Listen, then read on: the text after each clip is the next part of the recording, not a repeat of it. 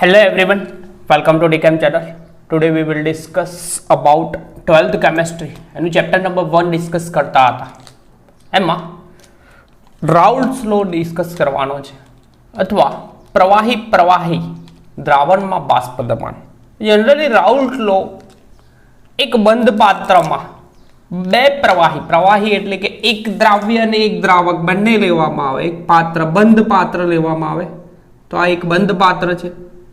એમાં સપોઝ એક પ્રવાહી દ્રાવક તરીકે છે તો આ રીતે પુટ કર્યું છે એન્ડ બીજું પ્રવાહી છે પ્રવાહી તો બીજું પ્રવાહી દ્રાવ્ય તરીકે હોય તો આ પાત્રમાં બાષ્પ દબાણ પ્રવાહી દ્રાવ્ય અને દ્રાવક આ બંનેના કારણે ક્રિએટ થશે કેમ કે અહીંયા આગળ પ્રેશર ક્રિએટ થશે તો આ બંનેના કારણે બાષ્પ દબાણ ક્રિએટ થાય છે. તો રાઉલ્ટ્સ લો બંને આ જ કહે છે કે આપણે બે બાષ્પશીલ પ્રવાહીનું દ્વિઅંગી દ્રાવણ એટલે કે બાઇનરી સોલ્યુશન લેવાનું છે. દ્વિઅંગી દ્રાવણને ધ્યાનમાં લઈએ અને એમાં બે ઘટકો છે. બે કોઈ પણ દ્વિઅંગી સોલ્યુશન હોય બાઇનરી સોલ્યુશન હોય તો એમાં બે જ ઘટક હોય, એક દ્રાવ્ય અને એક દ્રાવક, બરાબર. પરંતુ અંદર કન્સિડર કરવામાં એવું નથી આવ્યું કે ઘટક 1 અને ઘટક 2 તરીકે કન્સિડર કર્યું છે. કોણ દ્રાવ્ય કોણ દ્રાવક એ કન્સિડર કર્યું નથી. તો બે બાષ્પશીલ પ્રવાહી, બરાબર, એક બંધ પાત્રમાં લેવામાં આવે છે તો આપણે બે બાષ્પશીલ પ્રવાહી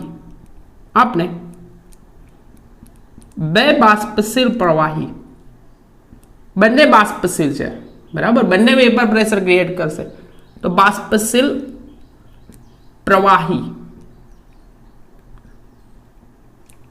બે બાષ્પશીલ પ્રવાહીના દ્વિઅંગી દ્રાવણને ધ્યાનમાં લઈશું. ના દ્વિઅંગી દ્રાવણ એટલે કે બાઇનરી સોલ્યુશન અંગી દ્રાવણને ધ્યાનમાં લઈશું જેમાં બે ઘટકો છે. બે દ્વિઅંગી દ્રાવણ એટલે કે બે ઘટકો ને 1 અને 2 તરીકે એટલે કે ઘટક 1 હોય એમાં બે ઘટક છે. ઘટક 1 એક ને બીજો ઘટક 2 નામ આપીશું. દ્રાવ્ય હોય કે દ્રાવક આપણને કોઈ ફરક નથી પડતો કેમ કે અંદર કન્સિડર નથી કર્યું કે ઘટક 1 દ્રાવ્ય છે ઘટક 2. તો જેમાં બે ઘટકો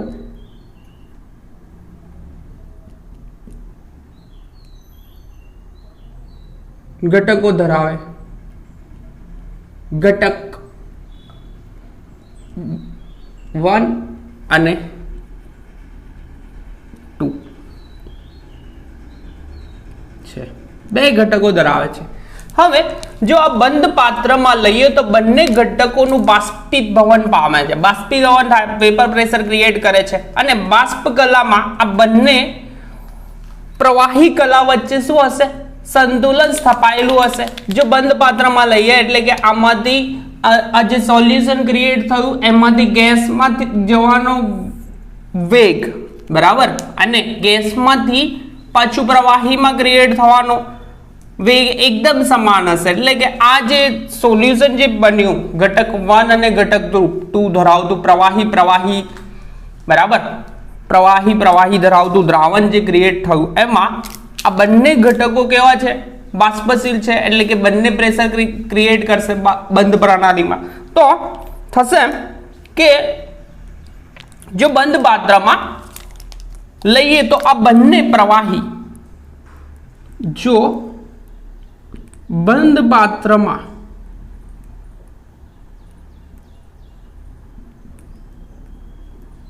લેવામાં આવે તો આ બંને પ્રવાહી શું કરશે? વેપર પ્રેશર ક્રિએટ કરશે. બંને ઘટકો કેવા છે? બાષ્પશીલ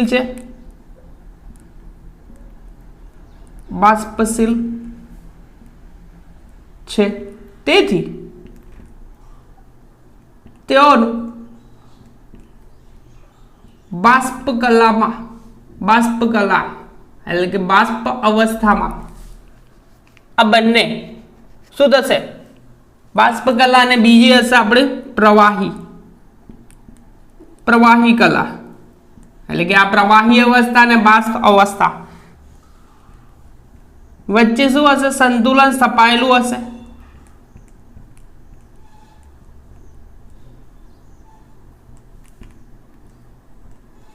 બરાબર, ઇક્વિલિબ્રિયમમાં હશે, સંતુલનમાં હશે.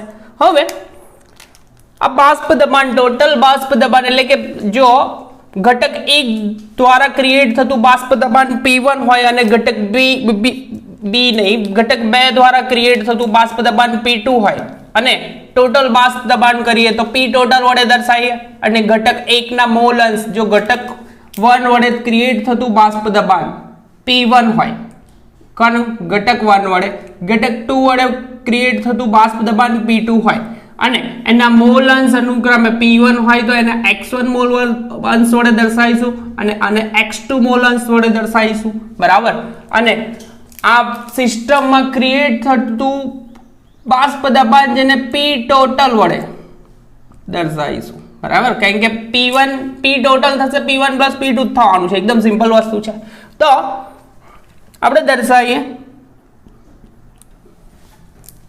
બરાબર, તો આ સમયે કુલ બાષ્પ દબાણ P ટોટલ થશે એટલે કે આ સિસ્ટમ આખી પ્રણાલી છે. આ સમયે કુલ બાષ્પ દબાણ કેવું થશે? જેને આપણે P ટોટલ વડે દર્શાવીશું. P ટોટલ એન્ડ કુલ બાષ્પ દબાણ P ટોટલ થશે અને ઘટક 1 અને ઘટક 2 વડે ના બાષ્પ દબાણ ઘટક 1 અને 2 ના બાષ્પ દબાણ અનુક્રમે લખીએ કેમ કે 1 પહેલો આવશે. અનુક્રમે P1 અને P2 તથા મોલ અંશ કેટલા થશે? તથા મોલ અંશ x1 અને x2 થાય. બરાબર,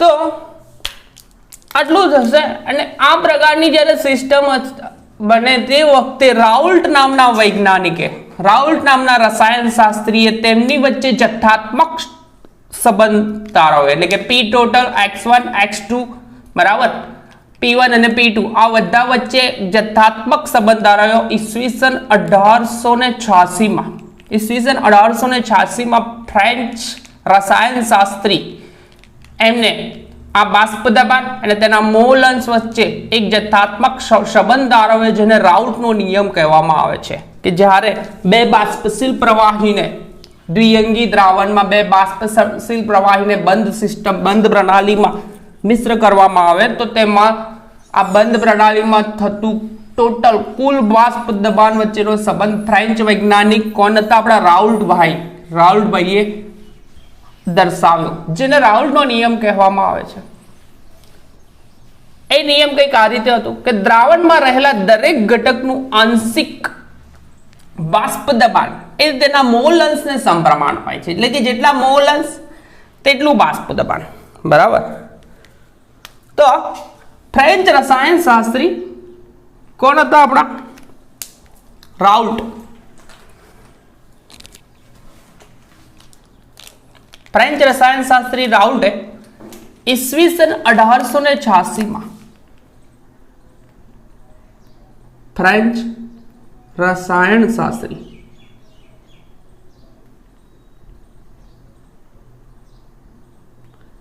રાઉલ્ટે ઈસવીસન 1886 માં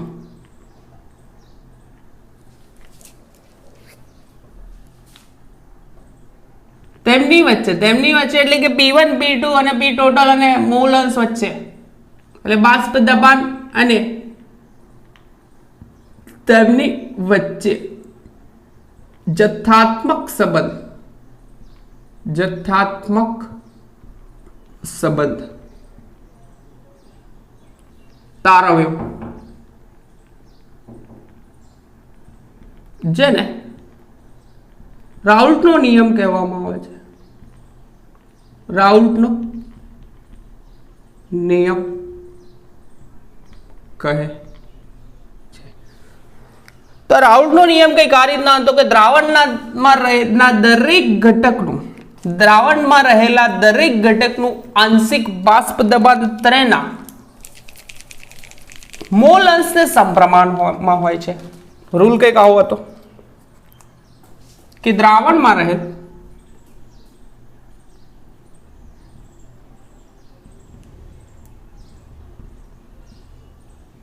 દરેક ઘટક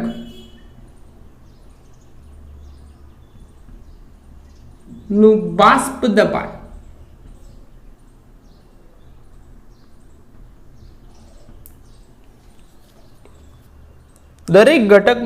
દબાણ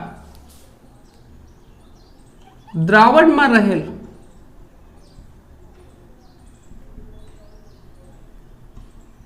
તેના મોલ અંશ, જેને આપણે x વડે દર્શાવીએ છીએ, મોલ અંશ x ને કેવું હોય છે? સમપ્રમાણમાં હોય છે.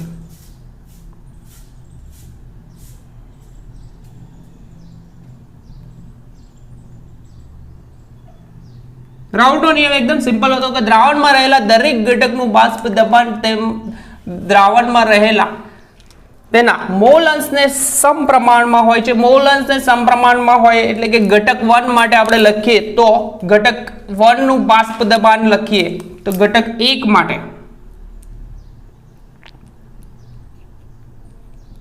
P1 ચલે છે, x1 થાય તેનું મોલ અંશને સમપ્રમાણ. તેથી આપણે આ ચલે જેનું ચિહ્ન કાઢવું હોય તો અચળાંક મૂકવો પડે તો P1 equal to P10 into x1 થશે, જ્યાં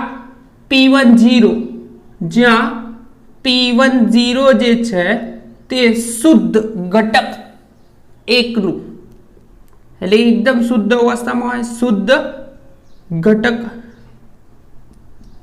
1 નું બાષ્પ દબાણ થાય.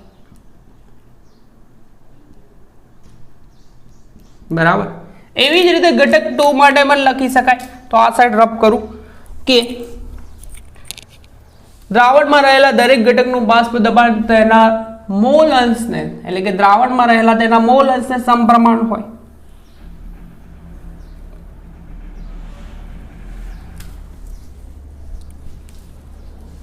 તો ઘટક 2 માટે લખીએ.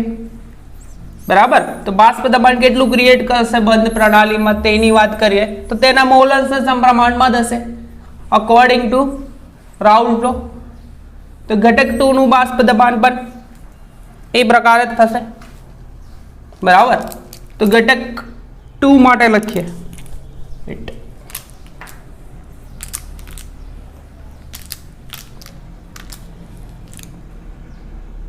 તો ઘટક 2 નું બાષ્પ દબાણ P2 ચલે છે x2 તેના મોલ અંશને સમપ્રમાણ અકોર્ડિંગ ટુ રૂલ.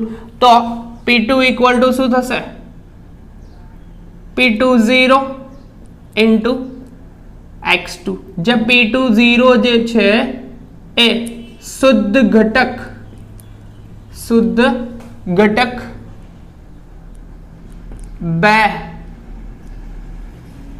નું બાષ્પ દબાણ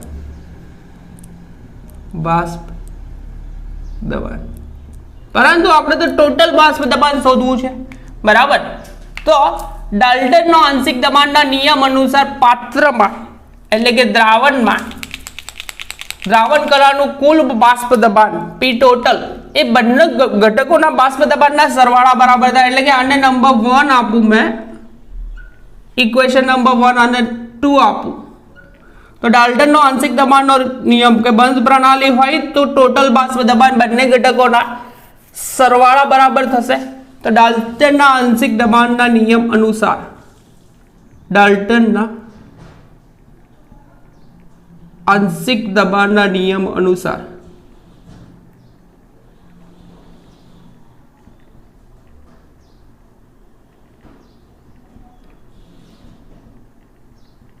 શું થશે કે પ્રણાલીનું ટોટલ બાષ્પ દબાણ P ટોટલ ઇક્વલ ટુ શું થશે P1 ઘટક 1 નું બાષ્પ દબાણ એઝ વેલ એઝ ઘટક 2 નું બાષ્પ દબાણ, બંનેનું બાષ્પ દબાણનો સરવાળો. પરંતુ P1 બરાબર શું છે P10 ઇન્ટુ x1 છે અને P2 ઇક્વલ ટુ શું છે P2 equal to P20 into x2. પરંતુ દ્વિઅંગી દ્રાવણ હોય તો તેના મોલ એટલે કે બે જ ઘટકો છે તો તેના મોલ અંશનો સરવાળો ઓલવેઝ કોઈ પણ દ્રાવણ બન્યું હોય તો તેના મોલ અંશનો સરવાળો કેટલો થાય ઓલવેઝ 1 થાય. બરાબર, એ તો આપણે જાણીએ જ છે. તો લખી શકીએ કે x1 plus x2 equal to 1. બરાબર, તો મેં સૂત્રનો કરતા x1 ને કરી દઉં. બરાબર, તો શું થશે x1 equal to 1 minus x2. તો x1 ની કિંમત આ ઇક્વેશનમાં પુટ કરી દો. x1 ની કિંમત આ ઇક્વેશનમાં પુટ કરું તો ઇક્વેશનમાં પુટ કરું તો થશે શું P10 ઇન્ટુ x1, x1 ની જગ્યાએ 1 માઇનસ x2 પુટ કરી દઈશ, આ કિંમત જ મૂકવાની. બરાબર, તો એટલે આ દ્રાવણ બન્યું હોય તો તેના મોલ અંશનો સરવાળો, દ્વિઅંગી દ્રાવણ છે તો બે જ ઘટકો છે ઘટક 1 અને ઘટક 2, તો ઘટક 1 ના મોલ અંશ અને ઘટક 2 ના મોલ અંશ આ બંનેનો સરવાળો ઓલવેઝ એક જ થાય. આ તો ખબર જ હશે, મોલ અંશ આપણે ભણ્યા હતા તે વખતે પણ ડિસ્કસ કર્યું. તો P10 ઇન્ટુ x1 ની જગ્યાએ શું મૂકીશ 1 minus x2 plus P20 into x2. તો સાદું રૂપ આપીશ, એકદમ સિમ્પલ છે. P10 મલ્ટીપ્લાય વિથ 1 તો P10 રહેશે minus P10 into x2 plus P20 into x2. તો અહીંયા કોમન નીકળશે x2, બંનેમાં x2 છે તો કોમન કાઢી લઈશ. તો P10 as it is, but x2 ને મેં આગળ લાવું તો મેં પ્લસ સાઇન બહાર નીકળશે તો P2 x2 કોમન કાઢીશ તો મેં આગળ લાવ્યો P20, આ પાછળ જશે P20 minus P10 into x2. આ ઇક્વેશનને આપણે કહીશું ઇક્વેશન નંબર 3. જે આ ઇક્વેશન નંબર 3 જે છે તે ટોટલ બાષ્પ દબાણ દર્શાવશે. તો આ ઇક્વેશન પરથી કેટલા કન્ક્લુઝનો નીકળે કે બે પ્રવાહી બંને બાષ્પશીલ, બરાબર, બાષ્પશીલ પ્રવાહી છે એ બંનેને એક પાત્રમાં બંધ કરવામાં આવે તો એ ટોટલ બાષ્પ દબાણ ક્રિએટ કરે છે, જે આ ઇક્વેશન મળ્યું ટોટલ બાષ્પ દબાણનું. હવે આ ઇક્વેશન પરથી કેટલા કન્ક્લુઝન નીકળે છે જે આ પ્રકારે છે, એકદમ સિમ્પલ છે.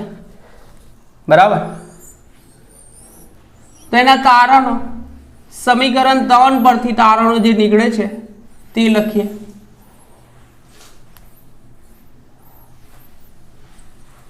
પહેલું તારણ કે દ્રાવણ પરનું કુલ બાષ્પ દબાણ જે છે P ટોટલ દેખાય છે, P ટોટલ થશે કુલ બાષ્પ દબાણ એ ગમે તે એક જ ઘટકના મોલ અંશ પર આધારિત છે. એટલે કે કુલ બાષ્પ દબાણ અહીંયા દેખો ખાલી એક જ ઘટકના મોલ અંશ પર આધારિત છે. જો સૂત્રનો કરતા મેં અહીંયા x2 ને કર્યો હોય તો 1 માઇનસ x1 થતું, તો x1 ની જગ્યાએ x2 ની જગ્યાએ 1 માઇનસ x1 મૂકતો તો પણ ઇક્વેશન x1 ફોર્મમાં આવતું. તો કોઈ એક જ ઘટકના મોલ અંશ પર આધારિત છે. તો તારણ સમીકરણ 3 પરથી તારણો. તો પહેલું તારણ એવું નીકળશે, પહેલું તારણ કે દ્રાવણ પરનું કુલ બાષ્પ દબાણ, દ્રાવણનું કુલ બાષ્પ દબાણ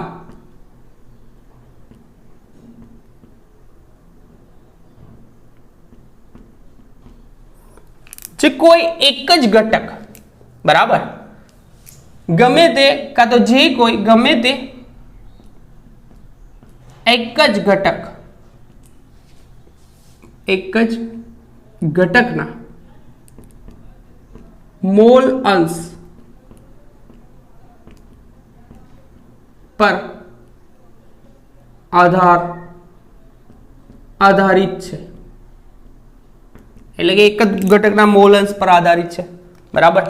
પહેલું ઉદાહરણ, દ્રાવણ પરનું કુલ બાષ્પ દબાણ ઘટક 2 ના મોલ અંશ સાથે રેખીય રીતે, આ ઇક્વેશન જોશો ને તો આ ઇક્વેશન સિમ્પલ છે, y ઇક્વલ ટુ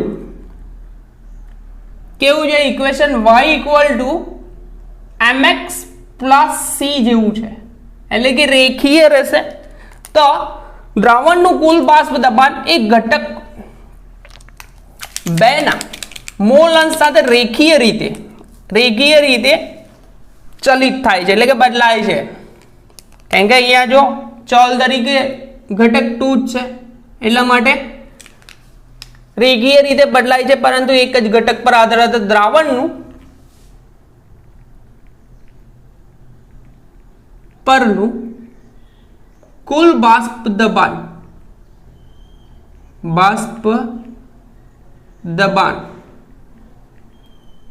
ઘટક 2, બરાબર, ઘટક 2 ના મોલ અંશ સાથે, એટલે કે આ મોલ અંશ છે ઘટક 2 ના મોલ અંશ સાથે રેખીય રીતે, equation y equal to mx plus c જેવું છે, તો રેખીય રીતે ચલિત થાય એટલે કે બદલાય, બરાબર છે. બરાબર, બે કન્ક્લુઝન તો નીકળ્યા. ત્યાર પછી ત્રીજું કન્ક્લુઝન, એક ઘટક શુદ્ધ ઘટક 1 દેખાય છે, આ P1 0 પહેલા લખ્યું તો P2 0 તો શુદ્ધ ઘટક 2 તો એવી રીતે અહીંયા લખ્યું હતું મેં P1 0 એ શુદ્ધ ઘટક 1, તો શુદ્ધ ઘટક 1 અને 2 નું બાષ્પ દબાણ જે છે, બરાબર, શુદ્ધ ઘટક 1 અને 2 નું બાષ્પ દબાણ પર આધારિત દ્રાવણનું કુલ બાષ્પ દબાણ ઘટક A ના મોલ અંશના વધારા પ્રમાણે ઘટે છે કાં તો વધે છે, એટલે કે આ P1 0 જે છે એનો વધારો થાય તે વખતે એ કુલ બાષ્પ દબાણ વધે કાં તો ઘટે, ગમે તે થઈ શકે છે, બરાબર. તો ત્રીજું કન્ક્લુઝન જોઈ લઈએ. તો શુદ્ધ ઘટક 1 અને 2, શુદ્ધ ઘટક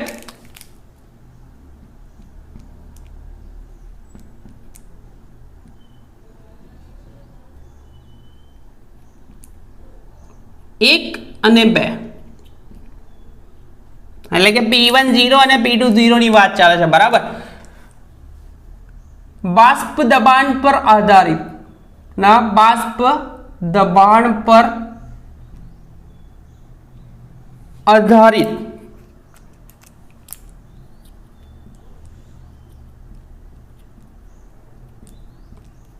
ટોટલ બાષ્પ દબાણ હશે, એટલે કે આ બંનેના પર P1 0 P2 0 દેખાય છે, તો આ લોકોના બાષ્પ દબાણ પર આધારિત છે. તો P1 0 અને P2 0 ના પર આધારિત કુલ બાષ્પ દબાણ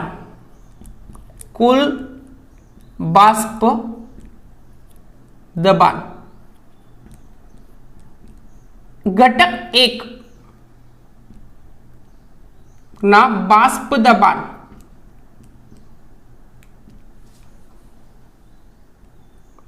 દબાણ ના વધારા સાથે વધે છે કે ઘટે છે, એટલે કે P1 0 માં શુદ્ધ ઘટક 1 નું બાષ્પ દબાણ વધે તો P1 0 વધે તો કાં તો વધે પણ કરું કે ઘટે પણ કરું, કે અહીંયા માઇનસમાં છે, જો ઇક્વેશનમાં દેખાય છે, તો મલ્ટીપ્લિકેશન માં છે એમાં માઇનસમાં છે, તો વધે તો તે વખતે વધી પણ શકે કાં તો ઘટી પણ શકે, બરાબર. તો આ ટોટલ બાષ્પ દબાણ પરથી 3 કન્ક્લુઝનો નીકળ્યા કે દ્રાવણનું કુલ બાષ્પ દબાણ એક જ ઘટકના મોલ અંશ પર આધારિત છે x2, બરાબર. હવે દ્રાવણનું કુલ બાષ્પ દબાણ ઘટક 2 ના મોલ અંશ સાથે રેખીય રીતે વધે છે, કારણ કે y equal to mx plus c છે, દેખાય છે. અને શુદ્ધ ઘટકો 1 અને 2 ના બાષ્પ દબાણ પર આધારિત કુલ બાષ્પ દબાણ જે છે તે કાં તો ઘટક એ ના બાષ્પ દબાણના વધારા સાથે કાં તો વધે કાં તો ઘટે છે, બરાબર. તો આટલા 3 કન્ક્લુઝનો નીકળ્યા. અને દ્રાવણના બાષ્પ દબાણ P1 અને P2 વિરુદ્ધ તેના મોલ અંશનો ગ્રાફ દોરવામાં આવે તો કઈ રીતના હશે તે જોઈએ. તો આ સાઈડ રફ કરી લો કે આ સાઈડે લો દોરું, નહીં આ સાઈડ જ રફ કરવી પડશે, આ સાઈડ તો રહેવા દેવી પડશે. તો દ્રાવણના બાષ્પ દબાણ P1 અને P2 વિરુદ્ધ તેના મોલ અંશનો ગ્રાફ દોરવામાં આવે તો કઈ પ્રકારે હશે તે જોઈ લઈએ.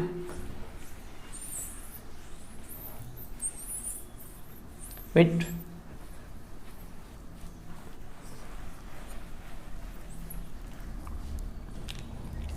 તો દ્રાવણના બાષ્પ દબાણ P1 અને P2 વિરુદ્ધ તેના મોલ અંશનો ગ્રાફ દોરવામાં આવે તો કયા પ્રકારે હશે તે.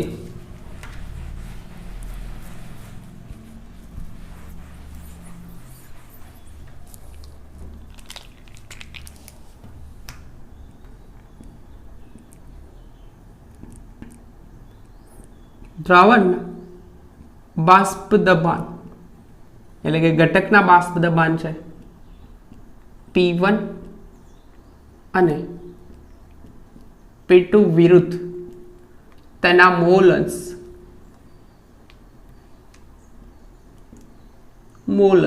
લખીએ નો આલેખ દોરવામાં આવે.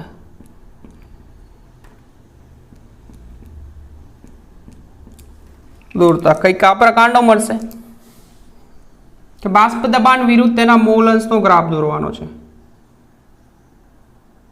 તો ઊભી લીટી પર બાષ્પ દબાણ આવશે કારણ કે P1 P2 પહેલા દર્શાવેલા છે, એન્ડ આડી લીટી પર આવશે એના મોલ અંશ. તો ગ્રાફ કંઈક આવો હશે. ઊભી લીટી પર હશે બાષ્પ દબાણ,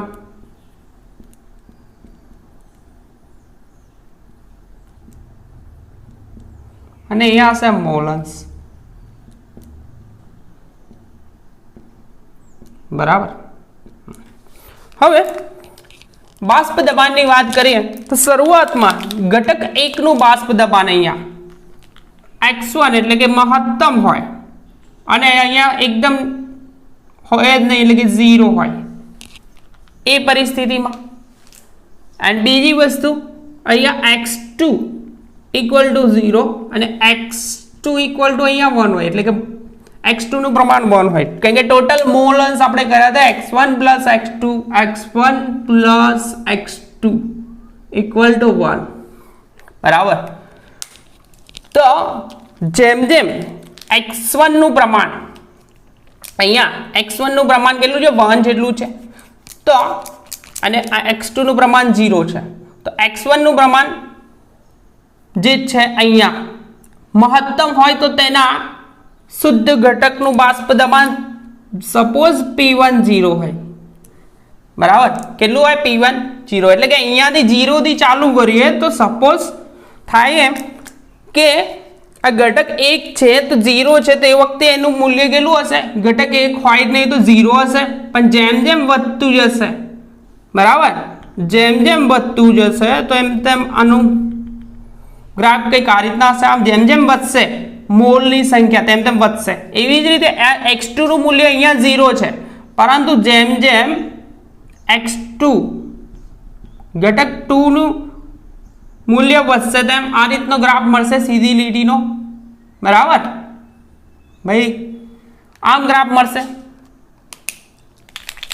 તો આ જે રેખા છે તે આ રેખા નંબર 1 ગઈ અને આ 1 અપ 2 આ 1 શું દર્શાવે P1 બાષ્પ દબાણ એટલે કે ઘટક 1 નું બાષ્પ દબાણનો વધારો.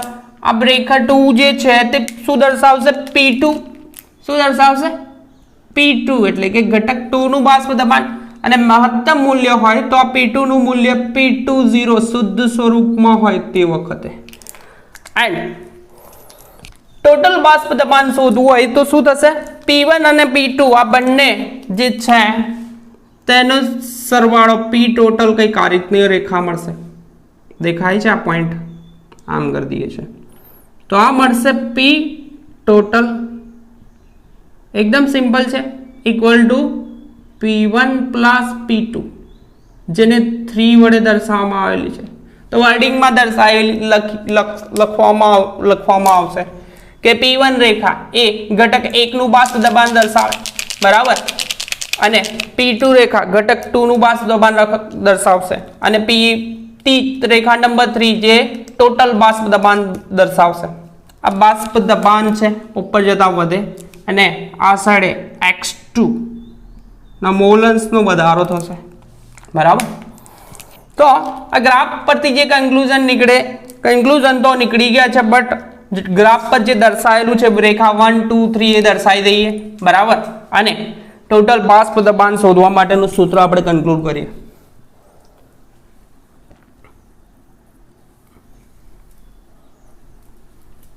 તો અહીંયા રેખા 1 જે છે એ ઘટક 1 નું બાષ્પ દબાણ દર્શાવશે, દેખાય છે આમ 0 થી લઈને વધારો થાય છે તેમ તેમ એના બાષ્પ દબાણમાં પણ વધારો થાય છે. મોલન્સની સંખ્યા જેમ જેમ વધે આમથી આમ જતા 1 થતી જાય, એટલે કે વધારો થતો જાય, અને x નું મૂલ્ય મહત્તમ હોય એટલે કે ઘટક 1 ના મોલન્સ મહત્તમ હોય તે વખતે તેનું બાષ્પ દબાણ 1 જેટલું હશે, P1 0 જેટલું, અને આની 1 ઘટક 2 નું મોલન્સની સંખ્યા મહત્તમ હોય તેનું તે વખતે બાષ્પ દબાણ P2 0 જેટલું આટલું હશે. તો આના કન્ક્લુઝન કંઈક આ રીતના થશે કે અહીંયા જે રેખા જે દર્શાવેલી છે દ્રાવણમાં, રેખા 1 અને 2 એ x1 અને x2 નું મૂલ્ય એકમ હોય ત્યારે, એટલે કે x1 અને x2 નું મૂલ્ય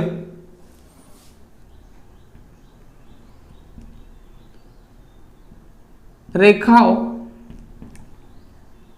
1 અને 2 દેખાય છે, ડોટેડ લાઈન થી કરેલી છે રેખાઓ, પિંક કલર થી દેખાય છે, તે એ x1 અને x2 નું મૂલ્ય એકમ હોય, એટલે કે એક એકમની વાત હોય તે વખતની વાત, મૂલ્ય એકમ હોય, એકમ એટલે કે 1 હોય તે વખતેની વાત, ત્યારે તેના બાષ્પ દબાણ P1 0 અને P2 0 બિંદુમાંથી પસાર થાય, એ તો છે જ, બિંદુમાંથી પસાર થાય. એકદમ સિમ્પલ વસ્તુ છે ભાઈ કે રેખા 1 અને 2 તેના મોલન્સનું મૂલ્ય એકમ હોય, એટલે કે 1 હોય તે વખતે P1 0 માંથી પસાર થાય, અને આ ભાઈ જે છે એનું મૂલ્ય 1 હોય તે વખતે P2 0 માંથી પસાર થાય છે, બરાબર.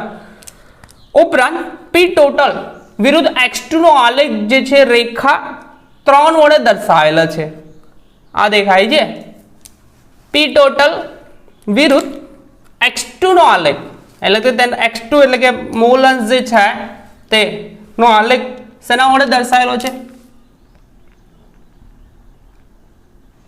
P ટોટલ વિરુદ્ધ x2 નો આલેખ રેખા 3 વડે, એટલે કે ત્રીજી રેખા વડે દર્શાવેલો છે, એ તો દર્શાવેલો છે જ, બરાબર. એ સિવાય કંઈક બાકી રહે તો આના પરથી એક વસ્તુ થાય કે P ટોટલ નું નિમ્નતમ મૂલ્ય P1 0, એટલે કે P ટોટલ નું ઓછામાં ઓછું મૂલ્ય કેટલું? P1 0, અને મહત્તમ મૂલ્ય કેટલું થાય? P2 0. તેથી એમ કન્ક્લુડ કરી શકાય કે એમ ધારી શકાય કે ઘટક A ઘટક 2 કરતા ઓછો બાષ્પશીલ છે. શું થયું? P1 0 નું મૂલ્ય કેવું ઓછું મળ્યું P2 0 કરતા. અહીંયા જુઓ ગ્રાફમાં આમ ક્રોસ લાઈન છે, તો અપ સાઈડે છે બાષ્પ દબાણ વધારે છે, તો P ટોટલ નું નિમ્નતમ મૂલ્ય કેટલું? P1 0 જ્યારે મહત્તમ મૂલ્ય કેટલું છે? પી ટોટલ નું મહત્તમ મૂલ્ય P2 0 છે. તેથી એમ ધારી શકાય, એમ ધારી લઈએ કે ધારી લઈએ કે P1 ઘટક P1 નહીં, ઘટક 1 એ ઘટક 2 કરતા ઓછો બાષ્પશીલ છે. સીધું જ છે ને.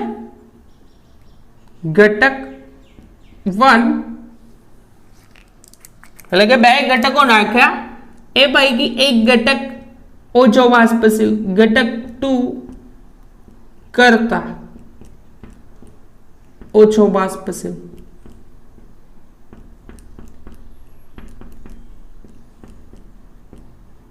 તેથી થઈ શકે P1 0 નું બાષ્પ દબાણ જે છે એ લેસ ધેન P2 0, P2 0 કરતા ઓછું હશે, આવું લખી શકાય. બરાબર. તો આટલા કન્ક્લુઝન નીકળ્યા. કન્ક્લુઝન એટલે કે રેખા 1 અને 2 જે છે એ x1 અને x2 નું એકમ મૂલ્ય હોય ત્યારે P1 0 અને P2 0 બિંદુમાંથી પસાર થાય. તો એમાં કોઈ પ્રશ્ન નહીં, આ P1 0 બિંદુમાંથી પસાર થાય હા કે ના. અને બીજું આ ઘટક x2 નું મૂલ્ય કેવું થતું? 1 થતું. તો ઘટક 2 માંથી પસાર એટલે કે P2 0 માંથી પસાર થાય. બરાબર. P ટોટલ વિરુદ્ધ x2 નો આલેખ રેખા 3 વડે દર્શાવાય. તો આ ભાઈ રેખા 3 જ છે, કોઈ બીજી રેખા નથી, આપણે દર્શાવી 3 રેખા. અને P ટોટલ નું નિમ્નતમ મૂલ્ય એટલે કે ઓછું મૂલ્ય P1 0 અને મહત્તમ મૂલ્ય P2 0 છે. તો છે જ ઓછું મૂલ્ય ક્રોસ લાઈન છે. બરાબર. આનું મૂલ્ય વધારે, તેના પરથી કન્ક્લુઝન એમ નીકળે કે ઘટક 1 નું બાષ્પ દબાણ એ ઘટક 2 કરતા ઓછું હશે. ઓછું જ હોય ને, કેમ કે લોઅર ગ્રાફ છે. બરાબર. તો આટલું થશે. અને છેલ્લું કન્ક્લુઝન છે, આ ગ્રાફ રવા દો કે આ સાઈડ રફ કરું, આ સાઈડ રફ કરી દઈએ, एक्सप्लेन भी कर दी तो कोई प्रश्न नहीं. तो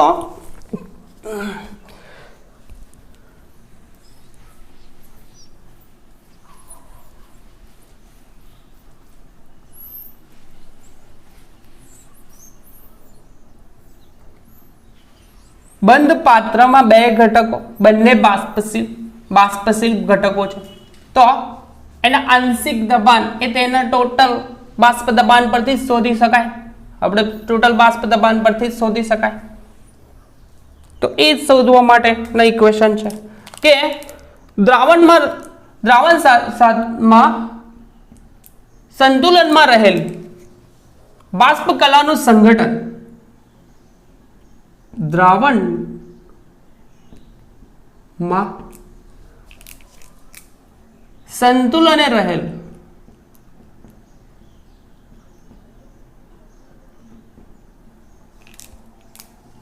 બાષ્પ કલા એટલે કે બાષ્પ કલા છે પ્રવાહી સાથે સંતુલનમાં હતી નું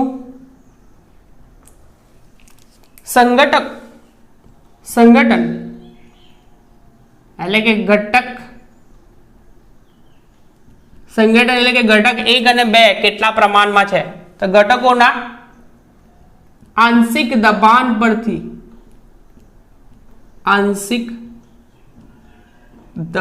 પરથી નક્કી કરી શકાય. એટલે કે બે ઘટકોનું આંશિક દબાણ ટોટલ કરો. બરાબર. તો ટોટલ સંઘટન મળે, P ટોટલ મળી જશે. અને જો y1 અને y2 એટલે કે આપણે કન્સિડર કરીએ કે જો એને દર્શાવીએ y1 અને y2 એ અનુક્રમે ઘટક 1 અને 2 ના બાષ્પ કલામાં મોલ અંશ હોય. જો y1 અને y2 એ અને તો લખી દીધું એ ઘટક 1 અને 2 ના દ્રાવણમાં મોલ અંશ હોય 2 ના અનુક્રમે બાષ્પ કલામાં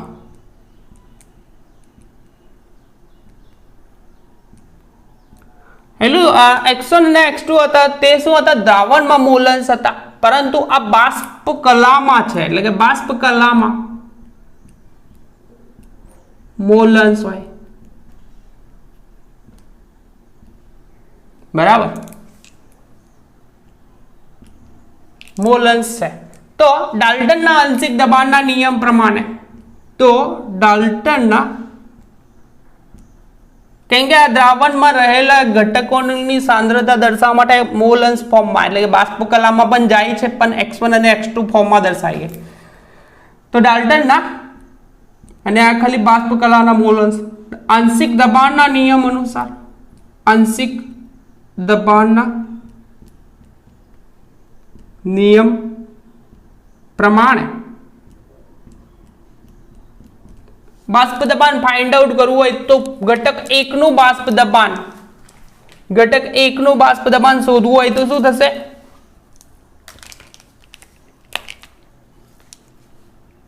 પ્રમાણે ઘટક 1 નું બાષ્પ દબાણ P1 હોય તો P1 ઇક્વલ ટુ શું થશે? તેના મોલન્સ Y1 થશે ઇન્ટુ P ટોટલ, જે ટોટલ બાષ્પ દબાણ છે તે પૈકી આ રીતનું થશે.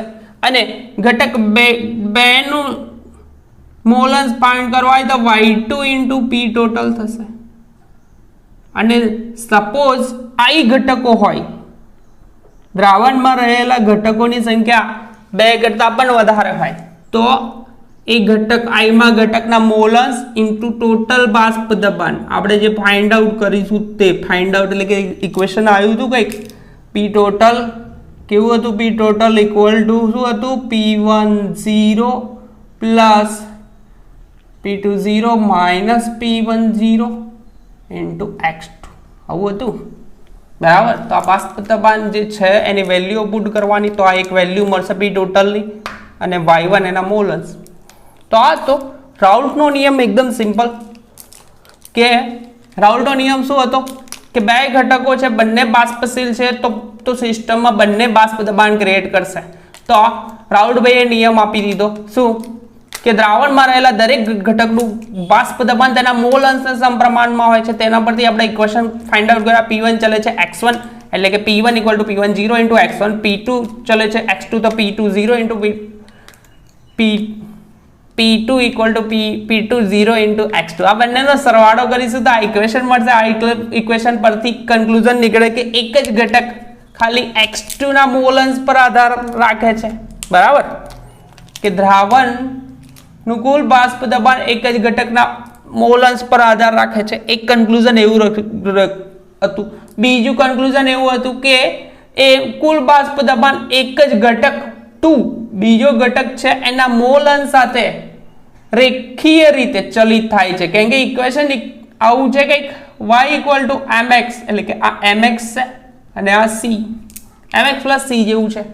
તે સિવાય શુદ્ધ ઘટક જે છે P10 અને P20, બરાબર, બે ઘટકો છે પર આધારિત કુલ બાષ્પ દબાણ જો P10 નું મૂલ્ય વધારવામાં આવે તો એ દ્રાવણનું કુલ બાષ્પ દબાણ વધે છે કાં તો ઘટે છે. કેમ કે આ અહીંયા માઇનસમાં છે, જો વધારવામાં આવે તો અહીંયા P10 માઇનસમાં, તો અહીંયા આ વેલ્યુ ઘટશે, તો કાં તો વધે કાં તો ઘટે.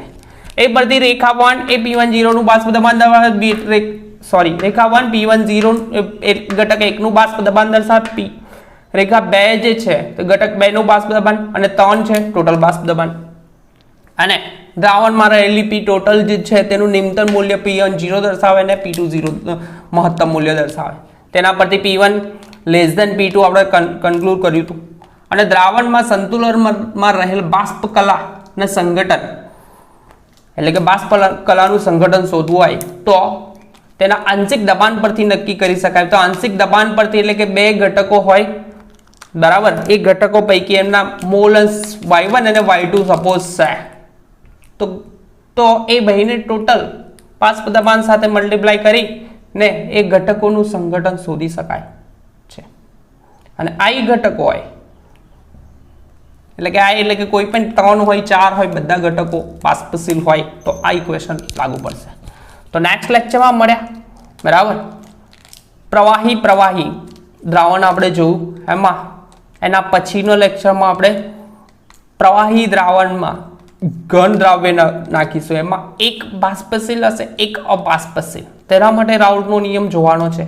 આ બાષ્પશીલ બંને બાષ્પશીલ, દ્રાવ્ય અને દ્રાવક બંને બાષ્પશીલ હોય તે માટેનો આ ઇક્વેશન જોયું. નેક્સ્ટ લેક્ચરમાં મળ્યા રાઉલ્ટ લો સાથે. ત્યાં સુધી કન્ટિન્યુમાં પ્રિપેર કરતા રહો અને આપણી ચેનલ પર ફર્સ્ટ ટાઈમ આવ્યો તો ચેનલને સબસ્ક્રાઇબ કરો અને લેક્ચર્સને મેક્સિમમ શેર કરો 12થના સ્ટુડન્ટ સાથે. નેક્સ્ટ લેક્ચરમાં મળ્યા ચેપ્ટર 1 દ્રાવણો સાથે.